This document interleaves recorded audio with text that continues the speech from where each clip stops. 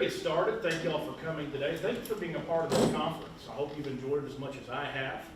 And I'm excited to introduce our next presenter who we've had a chance to work with for a number of years. And I believe Weatherford College is fortunate to have Rob Laney as one of our faculty members. Rob has been the music director at South Hills Christian Church in Fort Worth for a number of years. He frequently writes concert reviews with a focus on choral music for the website theaterjones.com, but he has been here at Weatherford College as our choral director for over 20 years. And you can see his fine work on the stage here at the Alkek Fine Arts Center. He has a bachelor's in music ed from TCU and also a master's in music education from TCU. So please welcome Mr. Rob Laney. Yes, sir. Thanks, Brent, and thanks everybody for coming to the lecture entitled Race Lines in Post-Civil War Popular Music. Now, I like to think about the history of music in like an inverted family tree. If you've ever seen your family tree, there's like great-great-great-grandma and grandpa up top, and then begat like that, and it's like roots going down. I like to invert that and think about the history of music like a tree. And the further out you go, the more types of music you get. And this is instructive in how we're going to structure this lecture, in that the blues is number one, but then all the popular music that comes out of that is based on the blues. The further out you get, the smaller the branches get. And today, we live out here on the leaves, where there are hundreds of thousands of different styles. So as you go through history, you have an increasing number of variety of styles. When we go back this far, you're back here to one big branch over here and another big branch over there, because the further back in history you go, the more segregated our culture was and the more segregated our music was. Let's start on one big branch of that. Raise your hand if you have ever heard of the name Stephen Foster. Good for y'all. He was a household name. They called him the father of American popular music. And these are some of his hit songs. I want to find out just how much of a hit song each one of these were. Y'all are going to have to listen to me sing at you. So I want to see a show of hands if you recognize the following song, I dream of you with the light brown hair. That is more than I expected to raise your hand. My students, when I sing that song, nobody knows that song. Way down upon the Swanee River, old folks at home. Okay, y'all know this. Yeah. Oh, the sun shines bright on my old Kentucky home. So he's got ballads, he's got a joke song. Oh, Susanna, don't you cry for me, because I come from Alabama with the banjo on my knee. Now the verse of this is kind of weird. It goes, well, it rained all night the day I left, the weather, it was dry, the sun so hot I froze to death, Susanna, don't you cry. There's kind of like these, that's what passes for humor in these old-timey songs, the juxtaposition of opposites, right? But almost everyone is going to raise their hand when, how many of y'all know, Countdown ladies sing the song, doo-dah, doo-dah, countdown races 5 miles long, oh, doo-doo-dah day. How is it that everybody knows that song? Have we exposed conspiracy theory of elementary schools around the country that have indoctrinated us all on Camptown races that we're just kind of breathing in this musical culture. It's an atmosphere that we all share. We kind of learn these songs by osmosis. Great hook later on in that gonna run all night, gonna run all day. And that's what you want from a good pop songwriter, the ability to write a simple hook. And that's, what makes these tunes so enduring. I keep telling my students the following thing. I keep reinforcing this idea all semester long, and that is, it is the easiest thing in the world to write a complicated song no one can remember. It's the hardest thing in the world to write a simple hook that you can't get out of your ear. And that's what he was really good at. Father of American popular music. Also, a household name military band music was a big deal. It was a mainstream entertainment, and he had the #1 military band. John Philip Sousa was an ex-Marine, and he hired the best trombone players in the country, the best cornet players, not the trumpet. He thought that the trumpet was the devil's instrument because the difference in tone between a trumpet and a cornet. Cornet's more pleasing to the ear, therefore, right? Well, they call him the March King. He wrote hundreds of marches. You may recognize this, of course. I want to point out a few things about this. 2-beat feel. This is you hear this every 4th of July. This is the soundtrack to fireworks. We all know this sound, right? But I want to drill down on listening to the specifics of something that's going on here. It's kind of like we're going to put a microscope on this after the dog fights. This is the dog fight, the big bark followed by the tiny bark back and forth. And they're going to reprise that saxophone melody that you heard before. But there's going to be a lot more to it. Right, when I hit play again, you're going to hear the saxophone melody that you heard before. Like it's got a little dip in it, in the saxophone melody. You're also going to hear another melody at the same time in a different instrument. The trombones are going to have something that goes like this.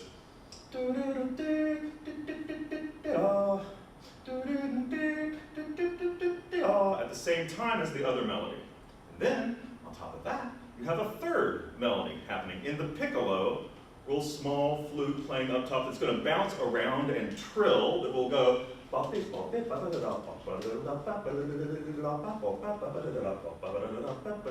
like that, right? So your challenge will be to see if your ear can capture all 3 of those melodies happening at the same time. It's kind of like, do you know that person, everyone's got that friend that has that skill that they can listen to a bunch of different conversations at the same time? Like you take your friend out to lunch and you're sitting at a booth and you're having a conversation across the booth, but that person is also eavesdropping on the other booth's conversation? Some people can do it. I cannot do that. If someone is talking to me and another person comes up and talks to me, I don't hear either of them, you know? Yeah. But musically, I can do that, all right? So this is, see if you can hear the saxophone melody and the trombone melody and the piccolo melody right here.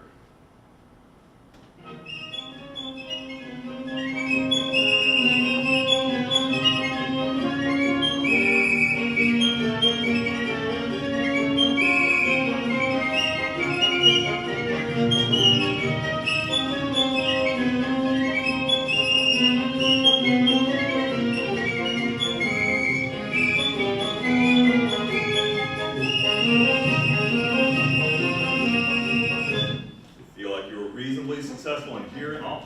Is it much more complex than you imagined? Just the 4th of July, you hear this march thing, okay, yeah, it's march music. But he earns this title because it takes some compositional craft in order to, it's like weaving 3 different colored ribbons, braiding them together, you know? But they're melodies. And it takes a lot of talent to do that. John Philip Sousa, great stuff. So, we've explored one big branch of American popular music. And before we start getting into the other big branch about music, we have to put it into context that the African American music has this tradition of tragedy.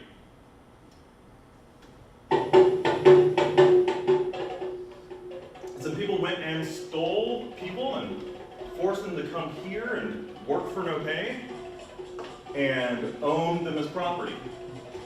We all know this story, but if we can see what its impact is going to have on the music that's going to come later, it got cut off up there, but emancipation of the slaves, after they were set free, a little untold story about that is that after the Civil War, the military bands didn't have any war to play for anymore. And they had all of these military band equipments laying around.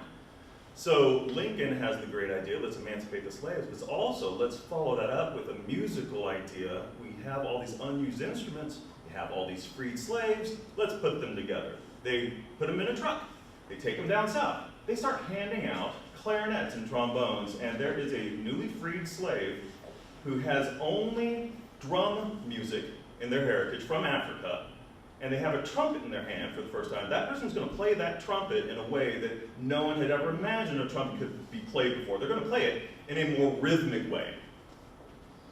And so, let's talk about Scott Joplin.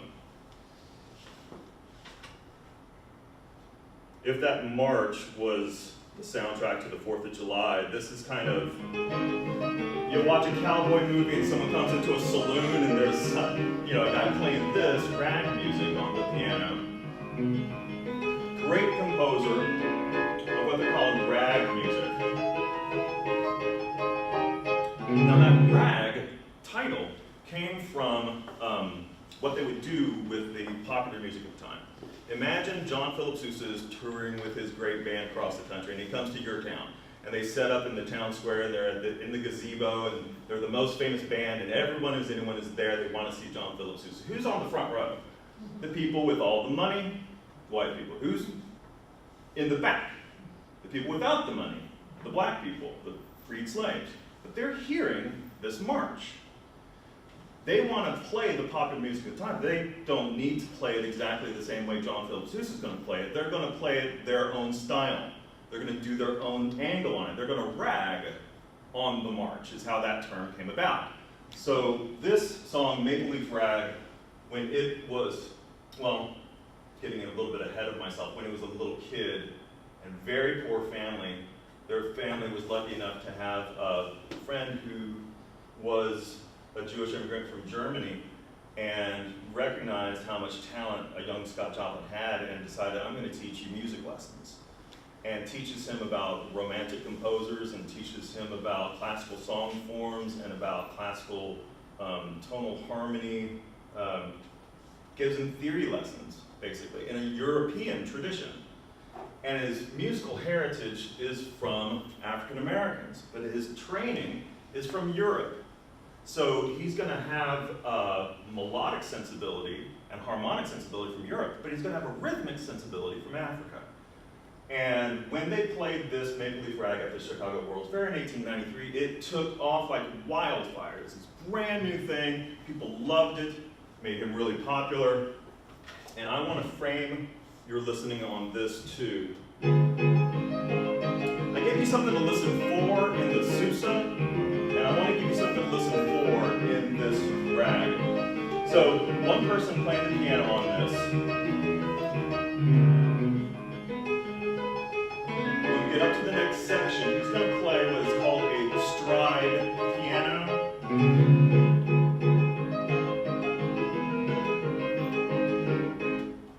When I hit play, you're going to hear his left hand do a stride piano, which is the pinky hits a low note, jumps up and plays a chord, bounces down and plays another low note, bounces back up and plays a chord like dum dum dum dum dum dum dum. So one left hand is really busy and really accurate, but the right hand is doing a rhythm syncopated off of the left hand's rhythm. There is a rhythmic coordination in the syncopation that is not present in the march music. There's a rhythmic sophistication in this music.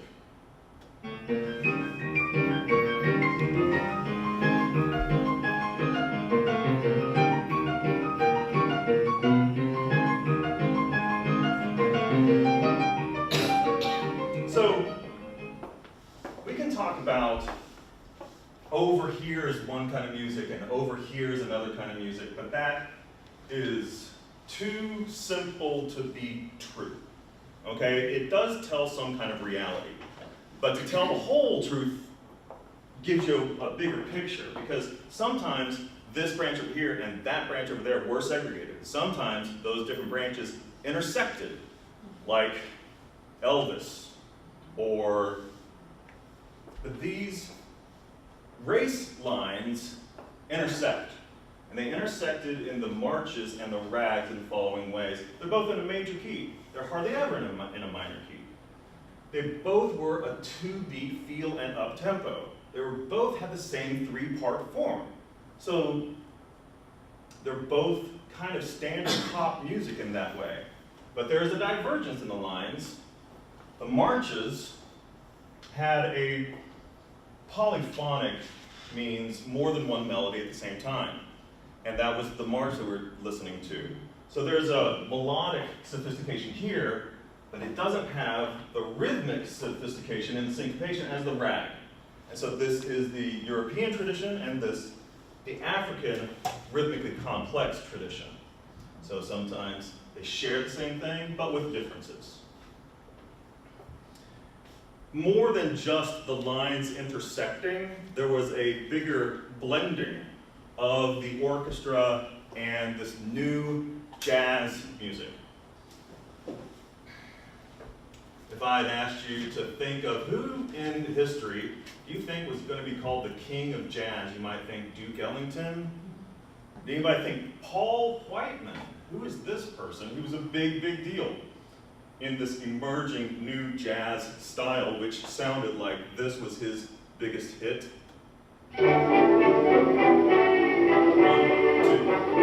2. Again, 2-beat feel, up-tempo major.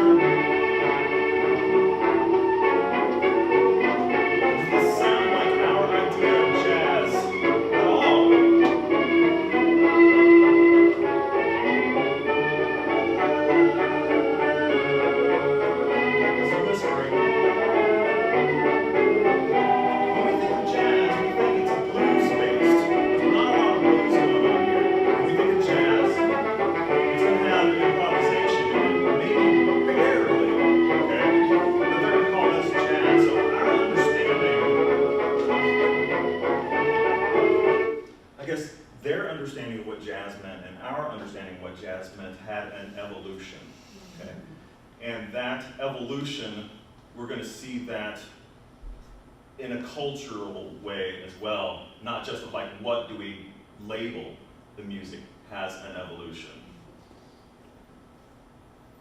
Another type of fusion was written by this Tin Pan Alley composer George Gershwin, so great that we have a prize named after him. Every year they'll give out the Gershwin Prize for contributions to popular music. Paul Simon, Gloria Estefan, Stevie Wonder, Carole King, Willie Nelson.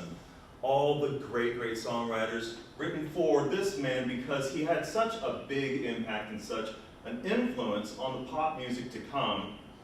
His songs set new standards in excellence in terms of harmonic complexity, melodic flow. Now that harmonic complexity and melodic flow makes you think classical music. But it's got this bluesy jazz thing mixed into it too. So he blended these two different race lines into this masterpiece, Rhapsody in Blue. There was a contest amongst composers in New York City. They commissioned them write something brand new and make it as contemporary as possible. Well, he gets, okay, I gotta compose something. What am I gonna do? I gotta come up with some ideas. And he goes to Times Square, and there's a hustle and bustle of Times Square. He gets in the subway, and there's the cramped tension of the subway going really fast, and it's loud. And he's, I got it. I've got my melodies. He heard Rhapsody in Blue in the hustle and bustle of New York City. And maybe you can hear it in this place. Art Spiegelman put animation to this. There was the put upon husband, there was the man out of work, there was the guy who really wants to just be a drummer, and the girl who can't find her place.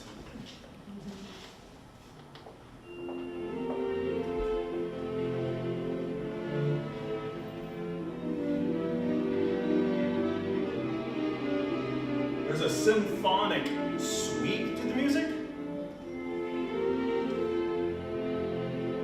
And there's a little bluesy. Blues and classical together.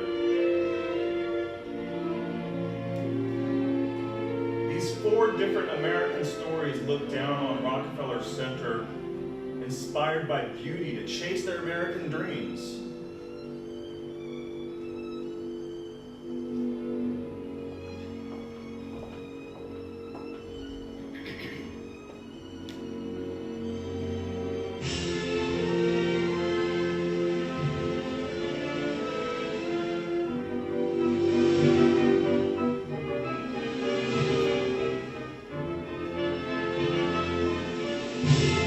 Several minutes long, so I'll take you to this place.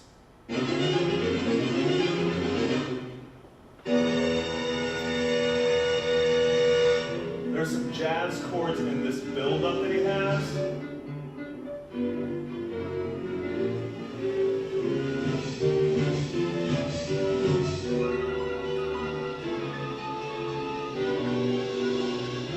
Hustle and bustle.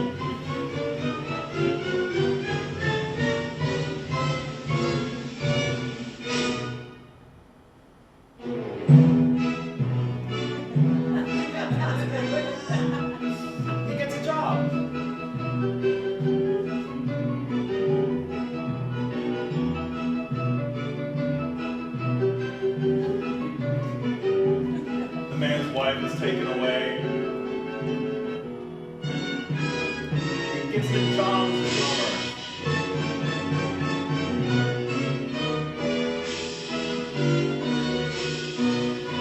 And she finds the place where she wants to be in her life.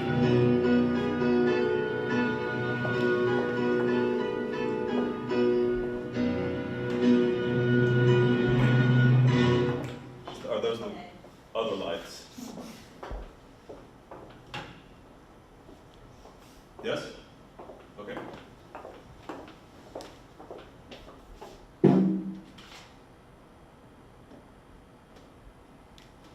Okay.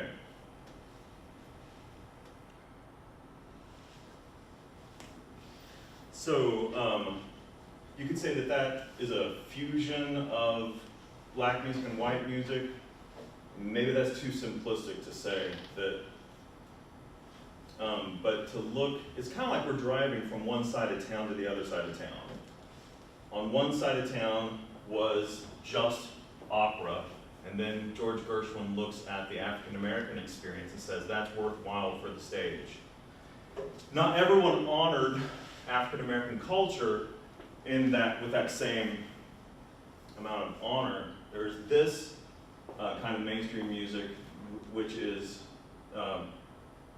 can be difficult to look at. Here is the object of ridicule. The clowns use the droopy drawers, the oversized collar. And so minstrelsy, this blackface performing, all right? To imagine that that could have been completely acceptable in mainstream American entertainment. Today, we look back at this and think, well, that's just taboo, all right? But where had our culture been? Where was it? Why did they think that that kind of thing was okay is a kind of a question we need to ask if we're going to put this in historical perspective. There were songs and dances that were parodies of the African American culture. And here are a couple of minstrel songs, one of which goes like this. Get out the way, old Dan Tucker, you're too late to get your supper. Supper's over and dinner's cooking. Old Dan Tucker just stands there looking. Is the object of ridicule, and the verse goes, Old Dan Tucker's a heck of a man, washed his face in a frying pan, combed his hair with a wagon wheel, died with a toothache in his heel. That's kind of like old Oh Susanna. Oh, it rained all night the day I left the weather, it was dry. He died with a toothache in his heel. They share the same sort of way to get to humor, but the attitude is different. There's this very famous minstrel song that y'all might know that, oh, I wish I was in the land that cotton, old times there were not forgotten. Look away, look away, look away, Dixieland.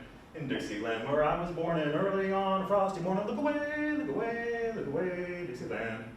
Oh, I wish I was in Dixie, hooray, hooray. Hook, hook. In Dixieland, I'll take my stand to live and die in Dixie, hooray, hooray. Oh, nice melody, good hooks. And these songs were kind of, people would make up their own verses.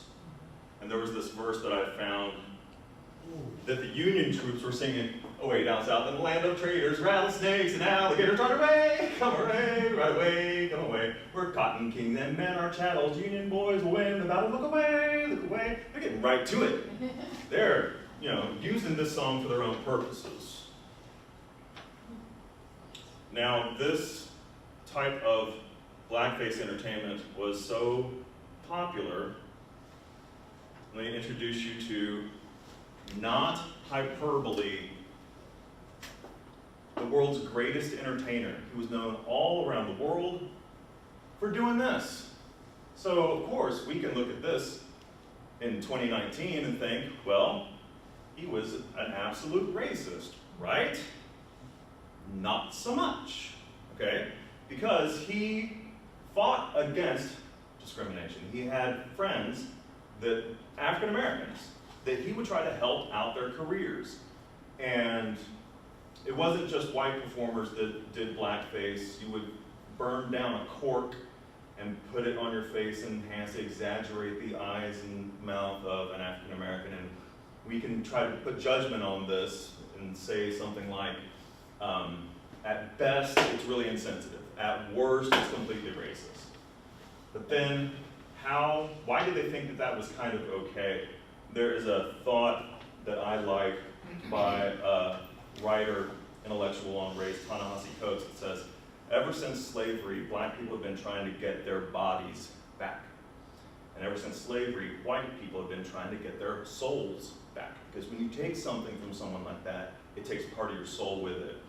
And so maybe they were looking at African American culture and thinking, I want to be okay with that thing. I don't want to hurt it anymore. So maybe he thinks, I'm going to bring African American culture to a white audience. Now, is he bringing the authentic African American experience to a white audience? Not even close. Could his audience have digested an authentic African American experience? Probably not, right? Now, you can't over-exaggerate his popularity. And on top of it all, he had this movie that was autobiographical about how he was a Jewish immigrant from Europe, and he would sing in synagogue and had a gift from God for his voice. When they get to New York City, he discovers jazz music and he wants to do pop music. And his family, we see this story happen all over the place, right? You're wasting your God-given talent by doing non-religious music. He had that tension in his family, and he made the movie about that. And it was the very first all silent movie. And I want to show you the scene where it was the very first scene where it was synchronized sound. And people couldn't believe it, of course, right? Which made him even more phenomenally popular. And now, I'm going to take this boy out. Yeah, I'm going to ride on the shoot. And in the dark mill. Ever been to dark mill? Well, with me it's all right now. Keep still. How do you feel right now? Now, Mama, stop now. You're getting sickness. Mama, listen, I'm going to sing this like I will if I go on stage, with this Creole. I'm going to sing it jazzy. Now get this. Blue sky, smiling at me, nothing but little blue sky. Blue eyes see. Really campy. That song written by another Jewish immigrant from Europe, Irving Berlin.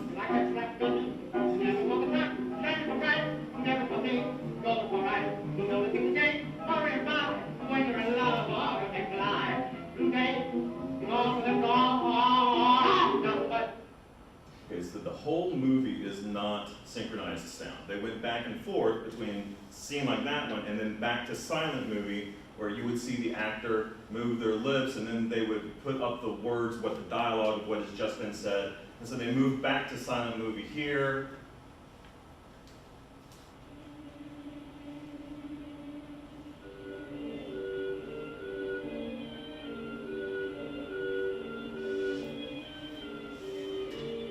He's got resting disappointment face. Okay, back to the silent movie. Of course, I have to show you the scene of his act. This is what made him the biggest entertainer in the world, doing this blackface entertainment.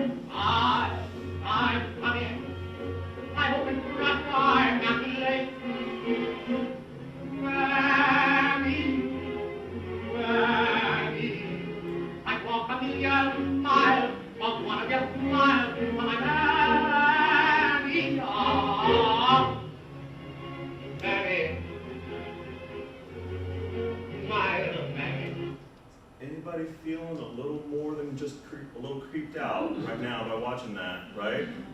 It's difficult to witness. It's even more difficult to try and grasp that our musical history looks like that, sounds like that.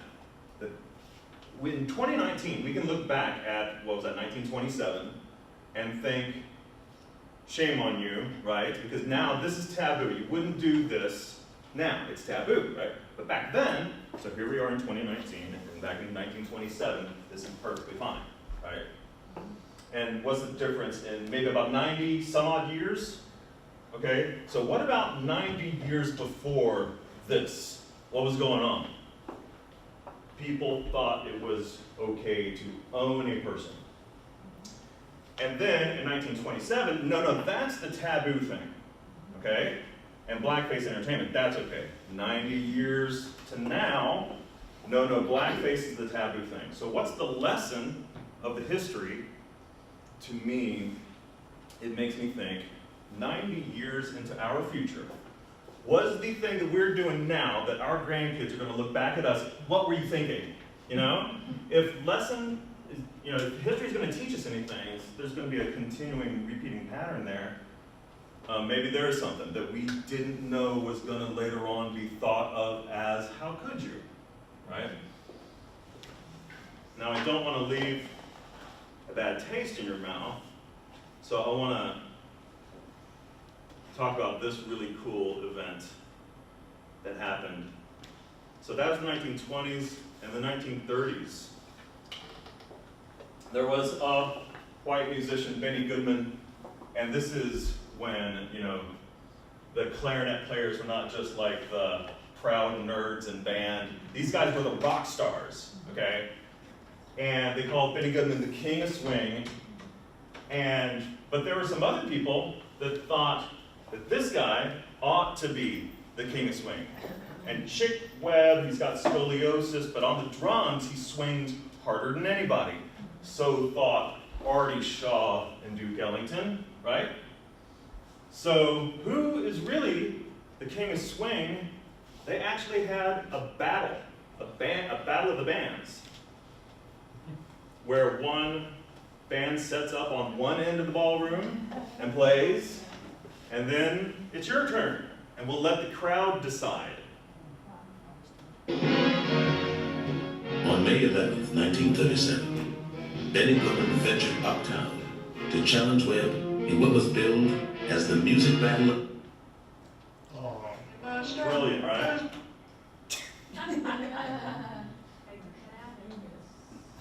of the century. Fellas, this is my hour, Webb told his men. Anybody misses notes, don't come back to work.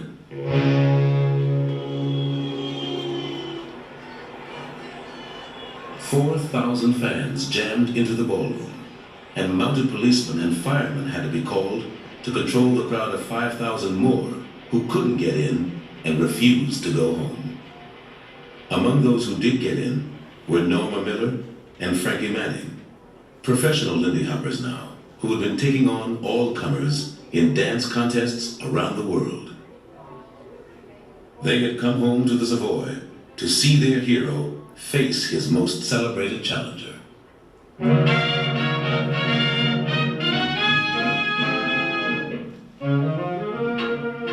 The night that Benny Goodman came to play against Chick Webb, this was an electrical night. This was, I mean, the air of being around the Savoy Ballroom. Here's Benny Goodman, the king of swing, and here's Chick Webb, The king of swing. the king of swing. You know, as far as we're concerned, you know, this Chick Webb going up against Benny Goodman. You know, Goodman was a giant because they called him the king of swing at that time. And any band that played swing, we were by their records. So we knew about Benny Goodman. A lot of people may not realize that a lot of the arrangements that Benny Goodman had, Chick Webb had the same arrangements. And when they get on the bandstand, now this is when you can know which band is the best, by listening to them play the same arrangement.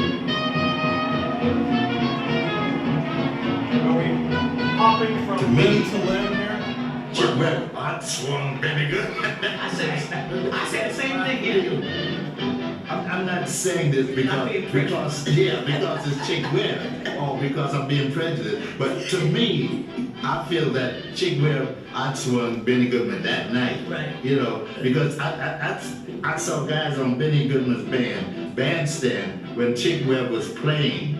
I seen guys on that, they sat up there and said, they just shook their heads. The Goodman Band was routed. Gene Krupa bowed down in tribute to the man who had beaten it. Chick Webb, he said, had cut me to ribbons. There you have it. So why is Benny Goodman the king of swing and not Chick Webb? Because I did that like 90 years prior, and then another 90 years, and then another 90 years, and this progress, there's progress, but it's slow progress. Because I think that there are little wheels that turn really quickly, and things change really quickly, like the internet, computers, okay? But the big wheels, like race, that's a big wheel. Big wheels turn really slowly. You know, there's some people trying to push the wheel one way and toward progress, and sometimes the inertia in there, and sometimes it is. So that's where we end with the lecture. I want to thank y'all guys for coming. Yeah. Benny Goodman never claimed to be the king of swing. Oh, is that right? Yeah, he never claimed it. That was the white media that put that on there. There you go. Because they create heroes just like they do today. Because, and all of these bands, I mean, Benny Goodman, they were always up in Harlem. Mm-hmm. You know, the black musicians couldn't go down to 42nd Street, Right. but the white musicians could go to Harlem. And that's right. where all this happened. And there was actually a subsequent battle of bands. Was there? Yeah, and you know, it was a toss-up, but some people say this one won or that, but it was great, and they would play together. Yeah. I mean, this wasn't like, you know, you're a black musician, no, they Not all, for and Benny that's why Goodman. we're where we're at today. Benny Goodman had one of the very first racially integrated bands. He would tour everywhere, and when you get to a certain part of the country and he gets to a venue, sorry, we're a whites-only venue, your guitarist needs to stay on the bus. Oh, well, no thanks, we just won't play here. We're gonna go play Carnegie Hall now. Thank you, we don't need to play there. And so he would just hire the best players. And he was one of the first guys to do that. Yeah. That's why you may need to go see the movie, The Green Book, if you don't know what The Green Book is. Saw that. Really good.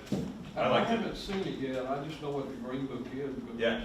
it's the book that was a compilation of all the black entertainers traveling through the South where they could go. You don't go here, you go here, it's safe, it's not Mhm. safe. Yes. Could you talk about, if I recall, when Elvis first came out, a lot of people thought he was black. Right. Because he sounded black. Right. And when they noticed he was white, then they had a different attitude and vice versa. Some Right. artists sounded white when they saw him, they were black, and so there was Yeah. kind of a role reversal. Right.